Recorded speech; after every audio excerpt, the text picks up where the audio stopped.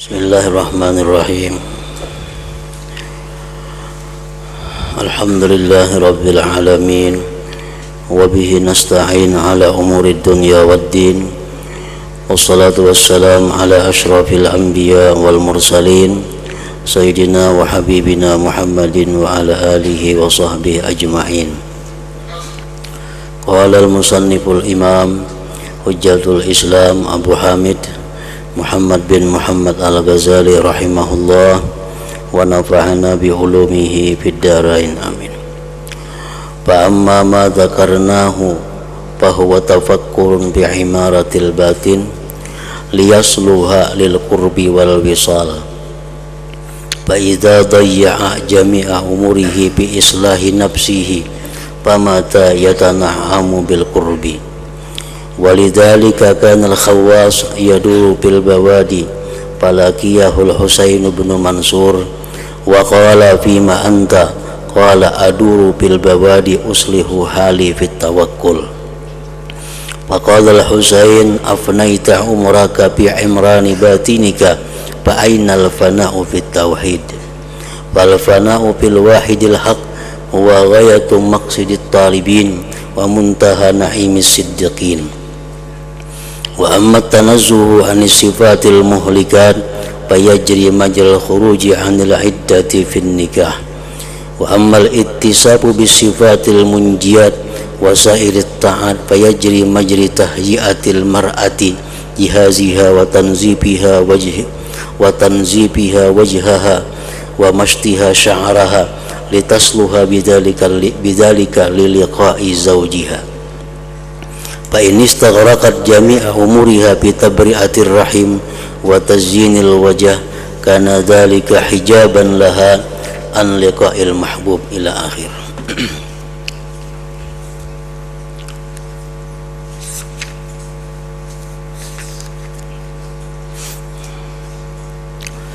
Makna daripada kalamul Imam Hujjatul Islam Al-Ghazali rahimahullah, maka adapun apa yang telah kami sebutkan, maka itu adalah tafakkur tentang pembangunan batin agar ia patut untuk berdekatan dan menyambung hubungan dengan Allah Subhanahu wa ta'ala. Apa yang telah dijelaskan oleh pengarang tentang tafakkur supaya bisa bertobat, bertafakkur agar dapat khauf takut kepada Allah, bertafakkur agar bisa ikhlas dalam beramal, bertafakkur agar bisa mahabbah cinta kepada Allah. Nah, tafakkur seperti itu merupakan pembangunan batin, merupakan pembangunan hati, agar ia hati itu patut layak untuk berdekatan dan menyambung hubungan dengan Allah Subhanahu wa ta'ala.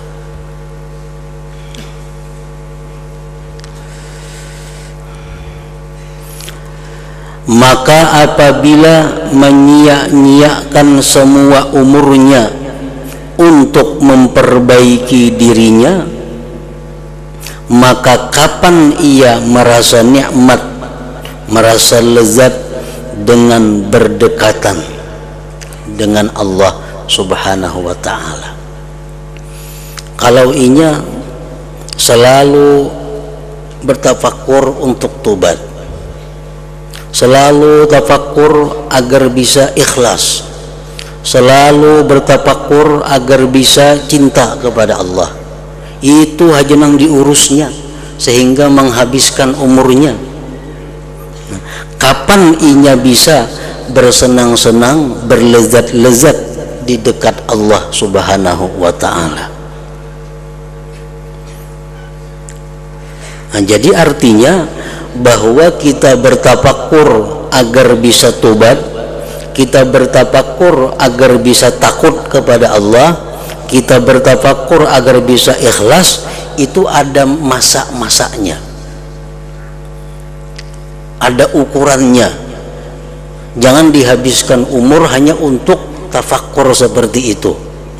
Sama dengan orang membangun bangunan, bangun apabila tuntungnya, apabila mendiaminya.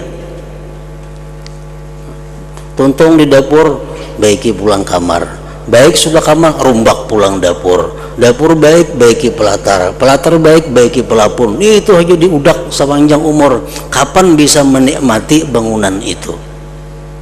Nah, seperti itu juga orang-orang yang menghabiskan umurnya hanya untuk tafakur agar bisa takut kepada Allah.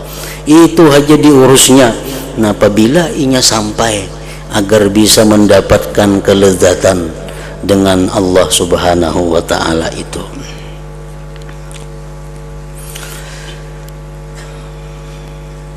Jadi mesti ada target, ada waktu yang diusahakan dengan amaliyah hati seperti tafakur tadi. Maka apabila menyia-nyiakan semua umurnya untuk memperbaiki dirinya, maka kapan ia merasa nikmat dengan berdekatan kepada Allah Subhanahu wa ta'ala? Karena itulah Ibrahim Al-Khawas berkeliling di desa-desa.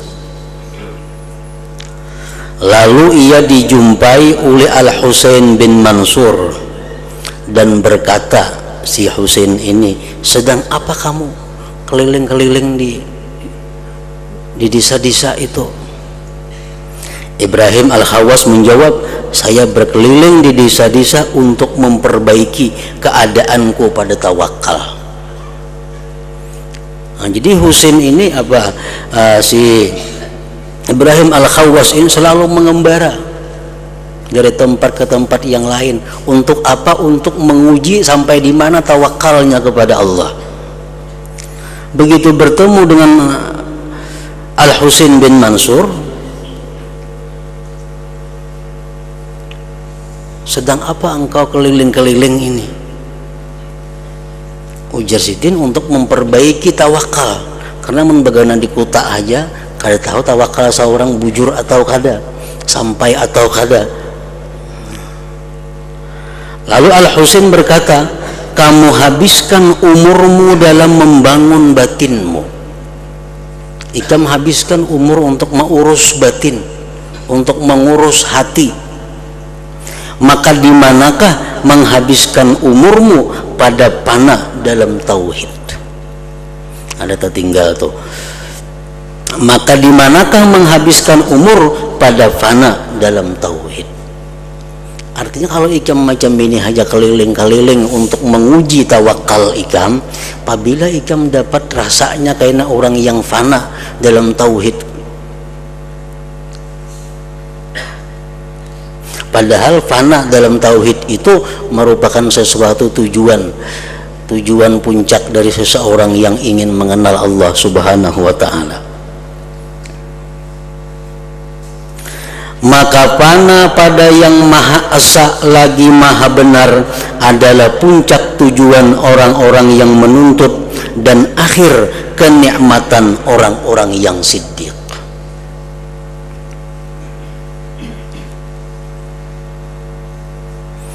Artinya fana itu al-ghaibah anisyai lilazzatil musyahadah.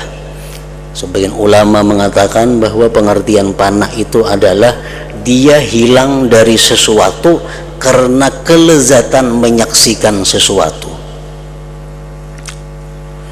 Orang tuh kenyamanan merasakan sesuatu sehingganya kadang merasa lagi sesuatu yang lainnya selain sesuatu yang dirasakannya itu. Nah, ini yang dimaksud adalah inya tauhid.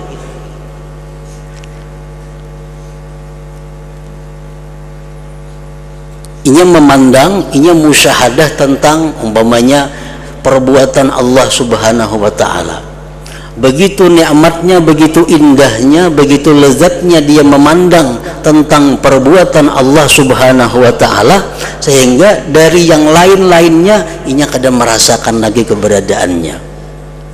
Yang dia saksikan, yang dia lihat hanya adalah perbuatan dari Allah Subhanahu wa taala. Nah, itu ngarannya adalah fana fit tauhid atau fana fil af'al. Nah, seperti itulah tujuan akhir daripada perjalanan seseorang yang ingin ma'rifat kepada Allah Subhanahu wa ta'ala.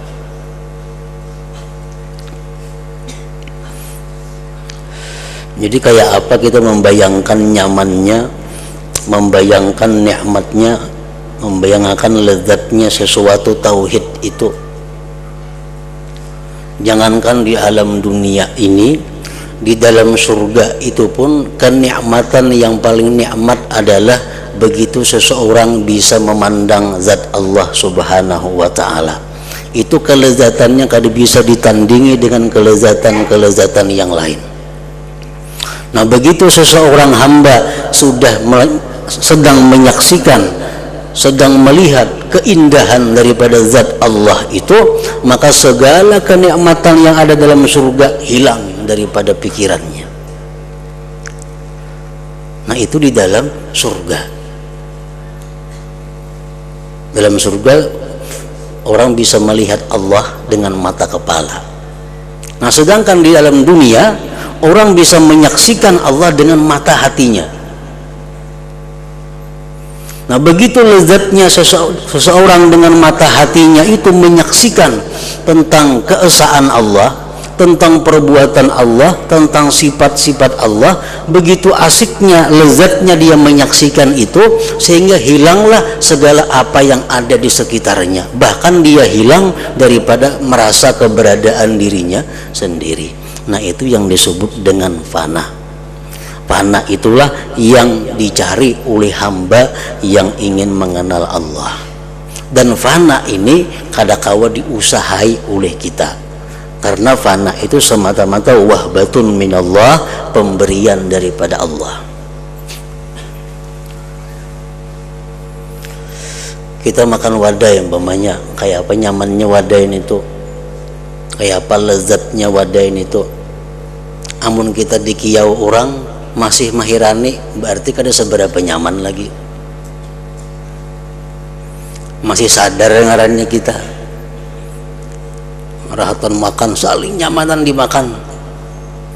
Dikatuk orang lawan mendengar aja lawan katukan tuh masih ada orang yang mengatuk, berarti masih belum panak ngarannya kita dalam menikmati kelezatan yang dimakan itu.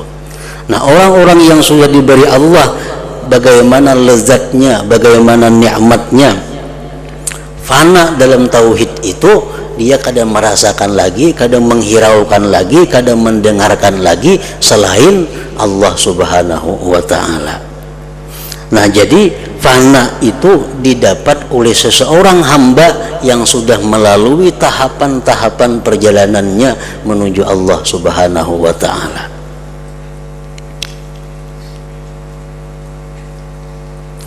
Maka fana pada yang maha esa lagi maha benar adalah puncak tujuan orang-orang yang menuntut dan akhir kenikmatan orang yang siddiq.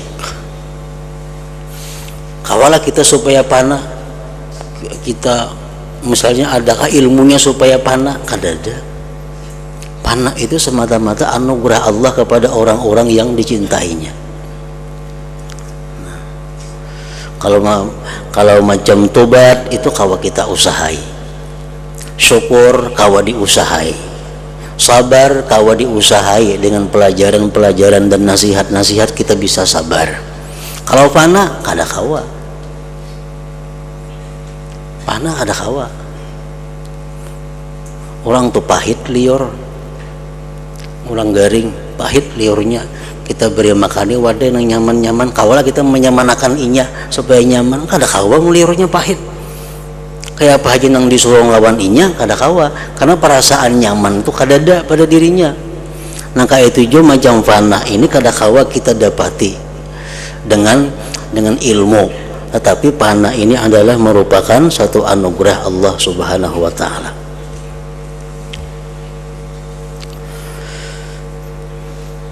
Al-Habib Abdullah Al-Idrus Al-Akbar menyatakan tentang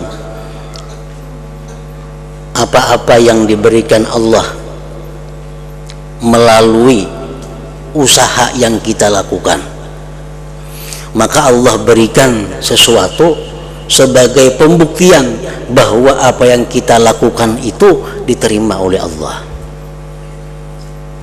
Contohnya tobat. Nah, kita sudah merasa bertobat kepada Allah, cuma tobat kita itu apa sudah diterima Allah atau kada? Dosa kita sudah diampuni Allah atau kada? Kita sudah merasa bertobat. Nah, kita kada tahu itu tobat diterima atau kadanya. Al-Habib ini mengatakan bahwa orang-orang yang sudah mantap dalam tobatnya itu akan mendapat sesuatu daripada Allah yang disebut dengan mahabbatullah, cinta kepada Allah. Nah, cinta kepada Allah artinya apa? Bahwa tanda orang yang tobat diterima itu dia cinta kepada Allah. Tandanya orang cinta apa? Selalu ingat, seringkali menyebut-nyebut namanya. Nah, itu tanda orang yang cinta. Nah, jadi selama diri kita belum ada perubahan kecintaan kita kepada Allah, sebelum dan sesudah tobat kalau ada perubahan kecintaan kita kepada Allah, itu menunjukkan tobat kita belum mantap, belum bujur. Nah, tobat itu kita kau mau usahai, kita kau pelajari, kita kau membiasakan. Tapi kalau cinta kepada Allah itu kadang-kadang itu hadiah dari Allah. Kalau kita mencintai seseorang yang kita kada tahu, kadang-kadang kalau kada diberi hadiah oleh Allah.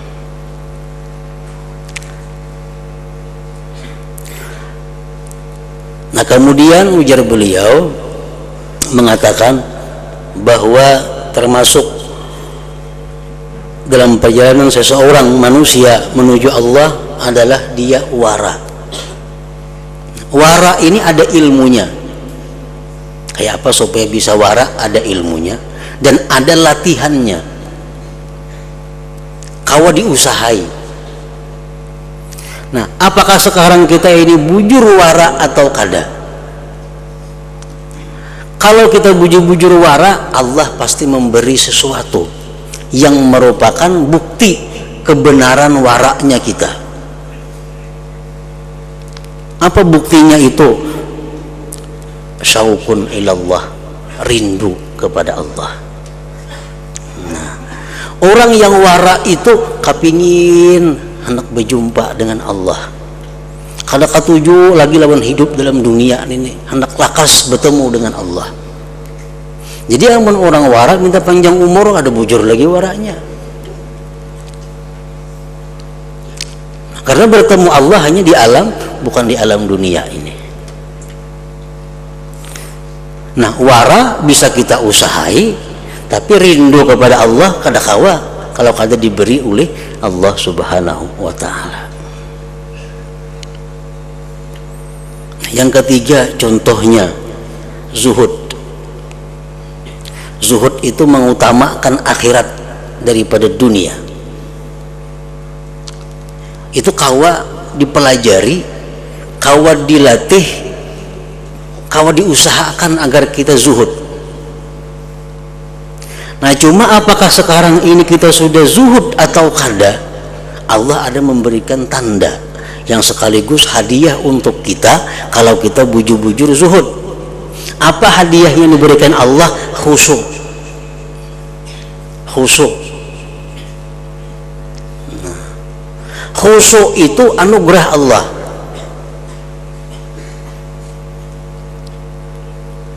Kayak apapun kita mempelajari masalah khusyuk, kalau kita kada dapat anugerah, kada kawa khusyuk sembahyang itu. Baca Quran kah, beribadah kah. Padahal tahu sudah cara-caranya, tetap kada kawa khusyuk. Karena khusyuk itu adalah mauhibah, pemberian Allah. Nah, kayak apa cara supaya diberi Allah kita ini khusyuk itu? Zuhud. Seapa zuhudnya kita bisa dinilai daripada khusyuknya kita. Nah, orang-orang yang masih dalam golongan hubbud dunia, orang-orang yang masih dalam golongan mencintai dunia, itu sulit untuk khusyuk. Bisa kadang-kala khusyuk, karena Allah akan memberi khusyuk kepada orang-orang yang mencintai dunia.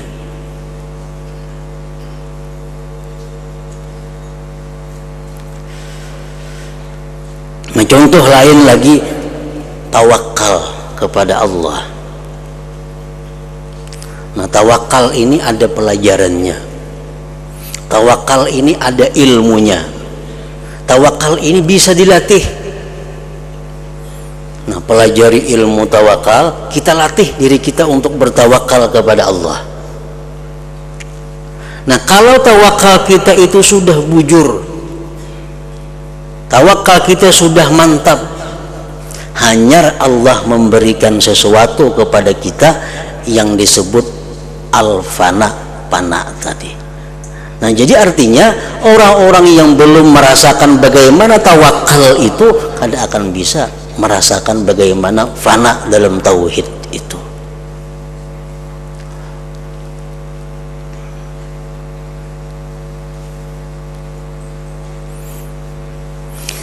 Nah, di sini Imam Ghazali mengatakan bahwa janganlah kita menghabiskan umur kita dengan mengusahakan supaya takut kepada Allah, mengusahakan supaya kita ikhlas, mengusahakan supaya kita bisa tawakal, jangan dihabiskan umur untuk itu. Amun dihabiskan umur untuk itu, kapan kita bisa menikmati fana? Bagaimana kita bisa menikmati lezatnya orang dekat dengan Allah Subhanahu wa ta'ala?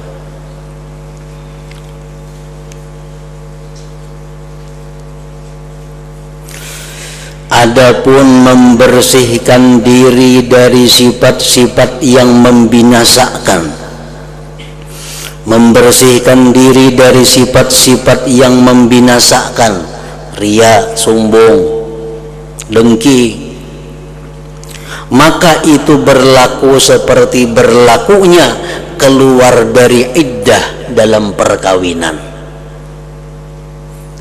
Umpamanya seorang perempuan ini ditinggalkan wafat suaminya,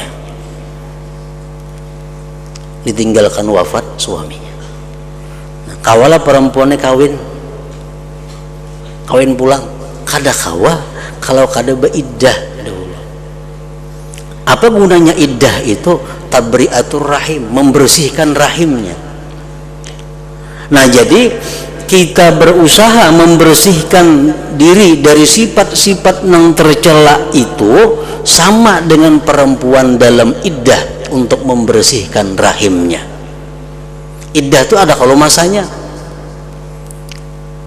ada yang 3 bulan, ada yang 3 kali suci, ada 4 bulan 10 hari, ada masanya. Adapun bersifat dengan sifat-sifat yang menyelamatkan, perbuatan-perbuatan taat lainnya, maka itu berlaku seperti berlakunya persiapan seseorang perempuan akan perlengkapannya, pembersihannya akan wajahnya, dan penyisirannya akan rambutnya, agar ia pantas dengan demikian itu berjumpa dengan suaminya. Nah, perempuan yang sudah dilamar nih, perempuan yang sudah dilamar tapi masih dalam iddah wafat umpamanya, inya masih membersihkan rahim. Nah, untuk membersihkan rahim hanya inya dihiasi, nah, dibajui dengan baju nang baik, dikakamban nang baik, dipupuri pupur nang baik, diselindangi selindang nang baik. Untuk apa?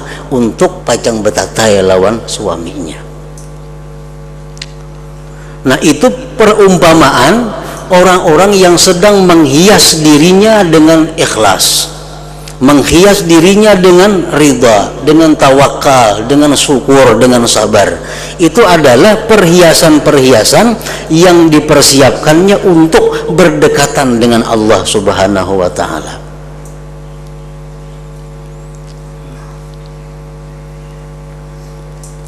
Kalau perempuan itu menghabiskan semua umurnya dalam membersihkan rahim dan menghiasi wajah, maka demikian itu menjadi dinding baginya daripada berjumpa dengan yang dicintai.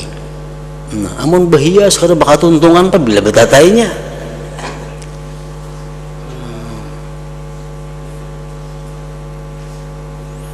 Nah, sama orang manusia yang selalu berusaha hendak ikhlas, berusaha terus menerus supaya dapat ridha, supaya dapat sabar. Itu aja yang dikaji, yang dijalankan. Apabila bisa dapat anugerah Allah untuk dekat dengan Allah.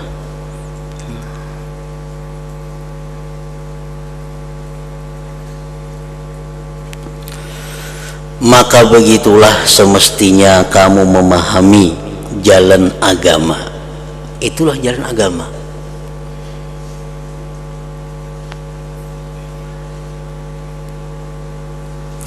Kalau kamu termasuk orang-orang ahlul mujalasah, orang-orang yang hendak semajelis dengan Allah. Yang macam-macam golongan manusia ini. Misalnya seorang raja ini inya menggaji rakyatnya umpamanya 1 juta per bulan, 1 juta per bulan, asalkan rakyatnya mau bekerja kayak ini. Nah, rakyat yang digaji ini kada rata pemikiran pemahamannya. Ada yang sudah merasa puas, merasa cukup dengan bekerja demikian dapat gaji 1 juta, sudahnya merasa puas. Ini kada perlu tahu siapa rajanya, kada perlu tahu kayak apa orangnya, kada perlu tahu kayak apa pribadinya, kada perlu tahu. Nampung tiap bulan 1 juta dapat bisukan begawi kemarin bulik. Ada manusia yang seperti itu. Kayak apa kehebatan rajanya, ini kada mikirkan itu. Tanggal 1 juta, iya sudah. Sebulan 1 juta. Nah, ada manusia-manusia yang berpikir hendak tahu lawan rajanya itu kayak apa. Nah, supaya bisa dekat. Barangkali kini ada lebihnya daripada yang tiap bulan diberinya ini. Ada yang hendak dekat lagi, ada yang hendak ketujuh bakawan lawan raja. Nah, macam-macam manusia. Nah, kayak itu juga manusia dengan Allah Subhanahu wa taala.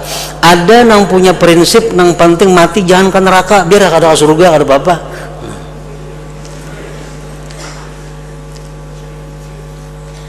Ada yang berpikir dia mati ke surga, kita bertamuan Tuhan kada jadi masalah, yang penting ke surga. Memang bidadari banyak kada jadi masalah. Nah, ada yang pikirannya kayak itu. Ada manusia yang berpikir aku hendak dekat dengan Allah, aku hendak semajelis dengan Allah, aku selalu bisa berkomunikasi dengan Allah. Nah, macam-macam manusia. Kalau kamu termasuk orang yang ahli mujalasah, nah hendak semajelis dengan Allah, nah pahami jalan agama. Dan kalau kamu itu seperti hamba yang jahat, yang tidak bergerak kecuali karena takut dari pukulan dan mengharapkan upah, kita hendak jadi nangka itu beribadah karena takutan, beribadah karena mengharap pahala, itu aja pikirannya. Maka ambillah beserta menyusahkan badan dengan amal-amal yang zahir. Ini nang beramal tu lapah, nang 10 rakaat tu rihuk awak yan itu. Kenapa? Karena beramal takutan bila kada beramal dipukul orang. Beramal tu kada mau menikmati dengan pekerjaannya, karena beramalnya karena terpaksa.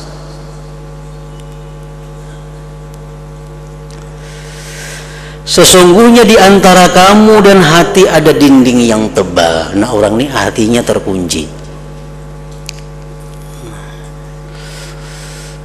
Bersedekah takutan, kada bersedekah kalau ku bahaya lainnya. Nah, bersedekah ada mengharapkan pahala dari Allah.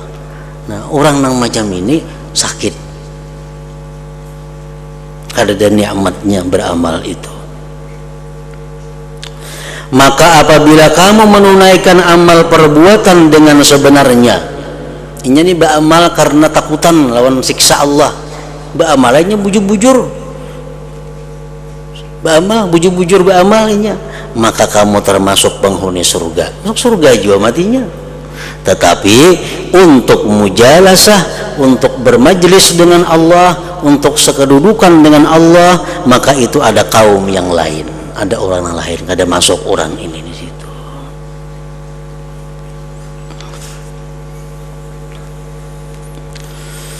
Maka apabila kamu telah mengetahui jalan pikir tentang ilmu muamalah yang diantara hamba dan Tuhannya,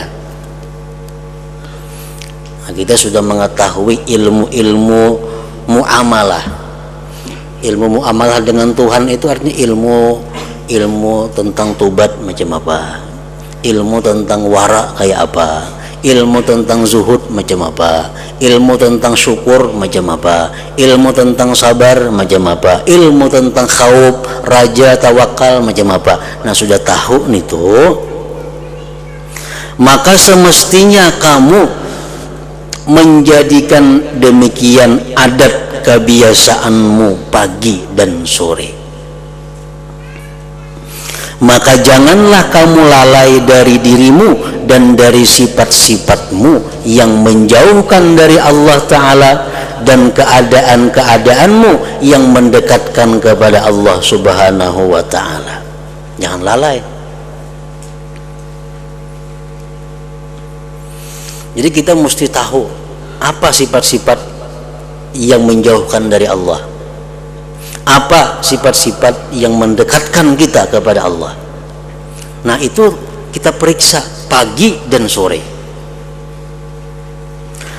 Bahkan setiap murid semestinya ia mempunyai catatan yang ditetapkan padanya sejumlah sifat-sifat yang membinasakan, sejumlah sifat-sifat yang menyelamatkan, dan sejumlah perbuatan maksiat dan perbuatan-perbuatan taat, dan ia memeriksa dirinya atas catatan itu setiap hari.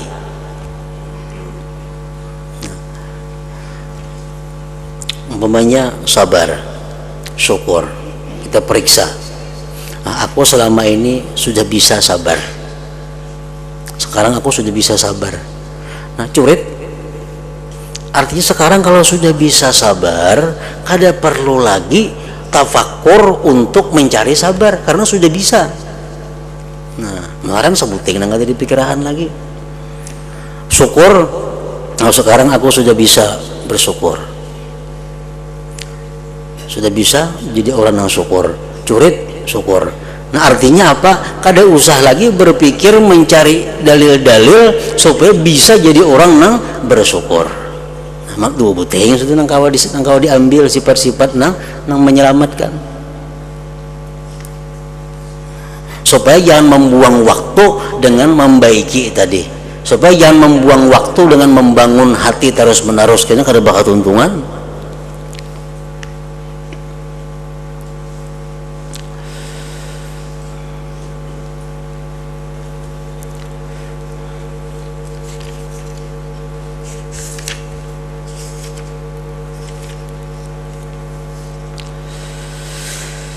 Dan mencukupi baginya dari sifat-sifat yang membinasakan, memikirkan pada 10 perkara, 10 sifat. Nah, ini yang diperhatikan. Nang pagi sore kita lihati catatan kita, 10 sifat yang membinasakan, yang mencelakakan. Sesungguhnya kalau ia selamat dari 10 sifat itu, maka ia selamat dari lainnya. Yang 10 ini induknya, induk segala sifat maksiat, induk segala sifat tercela, yaitu kikir, sombong, ujub, ria, hasad, sangat marah, rakus kepada makanan, rakus kepada bersetubuh, cinta harta, dan cinta kedudukan. Itu yang diperiksa setiap pagi dan sore. Kalau kita sudah kada ada lagi punya sifat ria umpamanya, kada perlu kita memikirkan kayak apa cara supaya kita terhindar daripada riya. Kada perlu membuang-buang waktu. Kalau kita bukan tergolong orang yang kikir, kita kada tergolong orang kikir, kada perlu kita memikirkan mencari ilmu kayak apa caranya supaya sifat kikir itu hilang. Kada perlu, karena sudah selamat daripada sifat kikir itu. Nah, 10 sifat yang jahat ini kalau kita bisa mengatasinya, maka itu bisa menghilangkan seluruh sifat-sifat yang tercela. Karena setiap satu dari antara 10 sifat yang ini beranak pinak. Kikir contohnya, bakhil. Bakhil ini bisa memakan hak orang. Hanya kada mau keluar ampunnya. Duit ada ya, cuma kada mau keluar, mintaan orang. Nah, memakan ampun orang. Karena bakhil, karena kikir, inya kada ikhlas dalam bersedekah, riya.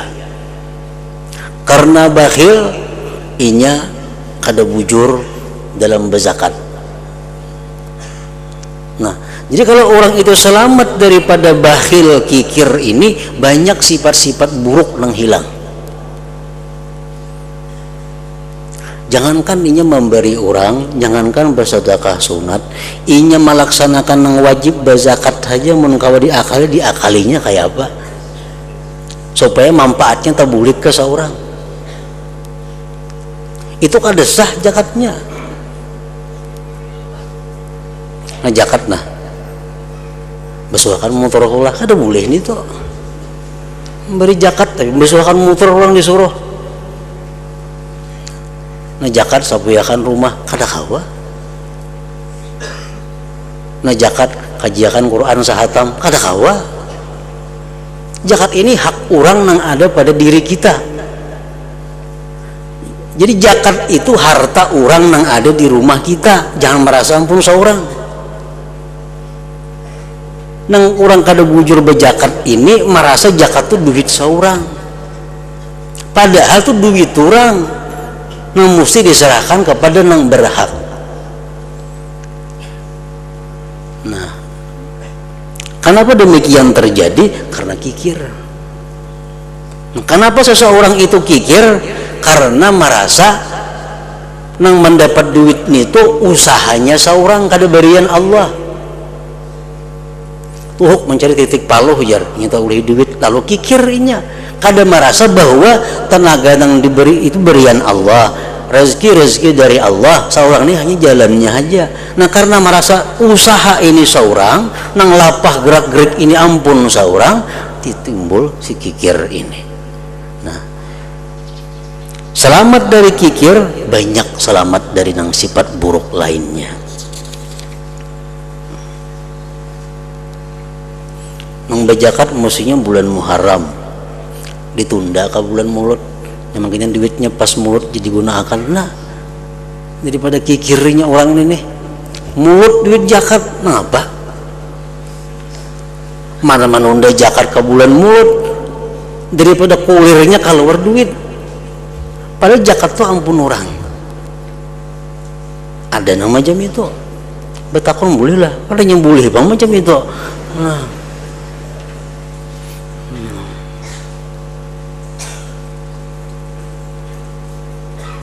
dalam batakon boleh duit zakat jadi haulakan ke kuitan. Mahal kuitan duit zakat juga. Kenapa nih tuh? Kikirnya bang.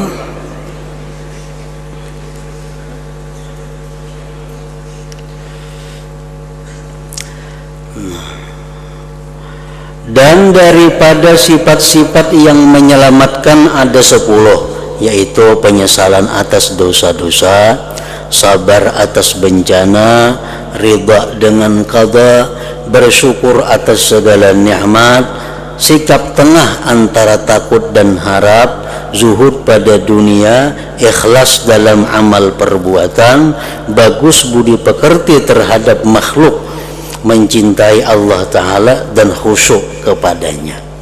Nah 10 sifat yang menyelamatkan itu kita catat.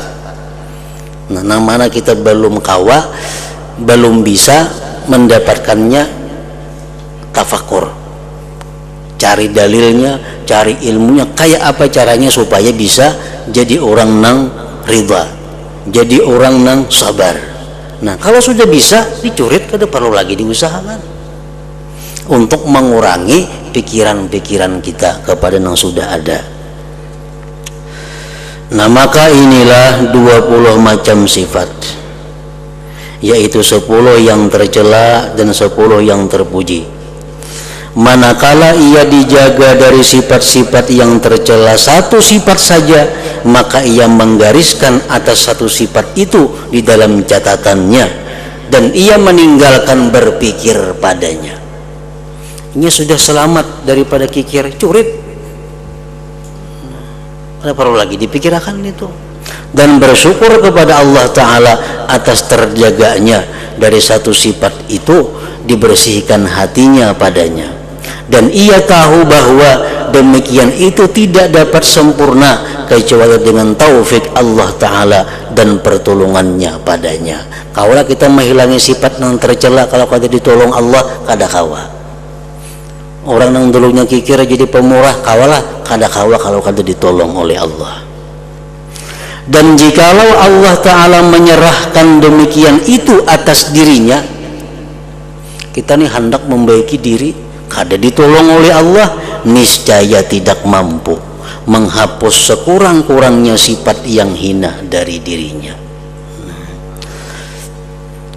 Nah, jadi kalau 10 sifat yang tercela sabuting yang sudah kawa curit, lalu ia menghadapi kepada 9 sifat yang tersisa. Nah, kawa pulang sabuting gini curit 8, dan begitu seterusnya ia berbuat sehingga ia menggaris atas semuanya. Dan begitu pula ia menuntut dirinya dengan bersifat dengan sifat-sifat yang menyelamatkan.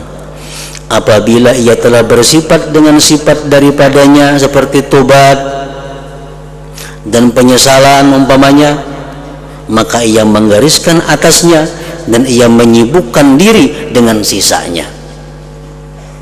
Sifat yang menyelamatkan yang wajib ada pada diri kita ada 10 tadi Jisidin. Pertama tobat. Nah, kayak apa supaya kita ini terbuka tobat nih? Tafakur. Nah, tafakur supaya terbuka hati untuk tobat, tafakur tentang dosa-dosa, bahayanya dosa. Kalau sudah tobat, kada usah lagi tafakur tentang tobat, karena sudah dapat tobat. Tafakur itu gunanya untuk mendapatkan tobat. Kalau sudah dapat tobat, buangi. 9 lagi sisanya. Dan inilah yang diperlukan oleh seorang murid yang bersungguh-sungguh. Adapun kebanyakan manusia dari golongan